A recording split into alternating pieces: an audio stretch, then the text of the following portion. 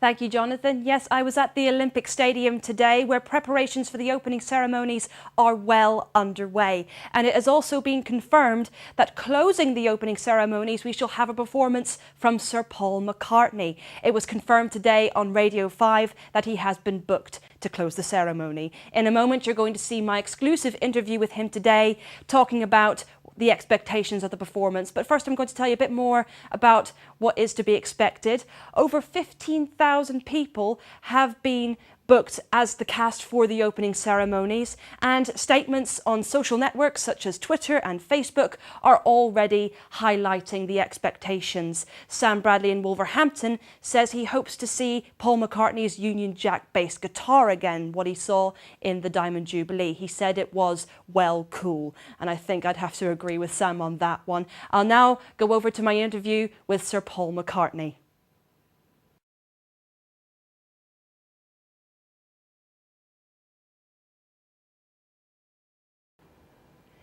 Hello and welcome back to Talk Time. I'm here with Rebecca Brooks, former editor of News of the World. Hello, Rebecca. Thanks for coming in today. First of all, I'd like to talk to you about Andy Coulson's trial in terms of his involvement with the phone hacking scandal. Right. In 2009, Andy Coulson said that he had no knowledge of the scandal at all, and that they didn't use any subterfuge unless it was in the interest of the public's interest, of course. However, there's no clear definition as to what constitutes public interest. So doesn't that undermine the idea of free press?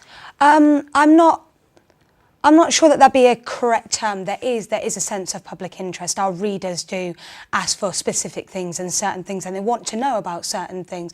With the scandals that have been happening all over the country, be it government, money, etc., the phone hacking scandals, they want to know the truth. They don't want to not hear about this, because this is important stuff. The Terry Sheridan thing, for example, they wanted to know about that because somebody who is in such a former position should play a part, and right. He didn't, as did Andy. I mean, myself, I didn't personally. I'm an editor. Honestly, I didn't have much to do with whatever had happened and whatever had gone down. Well, I would agree with you, of course. They were both very exciting cases, but do you think that more leeway should be given to the journalist that investigates the sexual affairs of Tommy Sheridan, or the journalist that investigates the Syrian massacre, for example? Which do you think should have the upper hand? In my personal opinion, definitely the Syrian massacre. Definitely, this is more important for our public. Unfortunately, the public ask for specific things. Nobody wants to hear about. People want scandal. That is what they look for when they read the News of the World.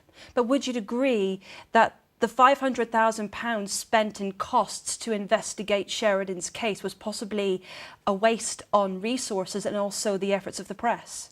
I mean, it may have been. To somebody else's opinion, it might have been, but we got a lot of stuff out of that. That money was used well, in terms of the fact that Sheridan has now been exposed. There is no cover-ups. I mean, he tried to cover everything up, and somebody with that position should not be allowed to cover up something like that. When you take on a job like that, you take it on and you respect that. And something like that should not be swept under the carpet. You reap what you sow, is basically. Okay.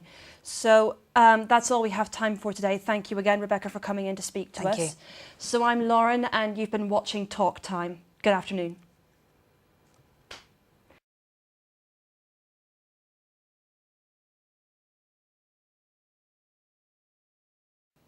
Pregnancy. It's about protecting a new life. It's about protecting your baby. But if you smoke during pregnancy, you risk the health of your unborn child. Every time you smoke, the oxygen in your blood is replaced by carbon monoxide, so your baby struggles to breathe whilst it's still in the womb. If you smoke during pregnancy, you risk the baby being born prematurely.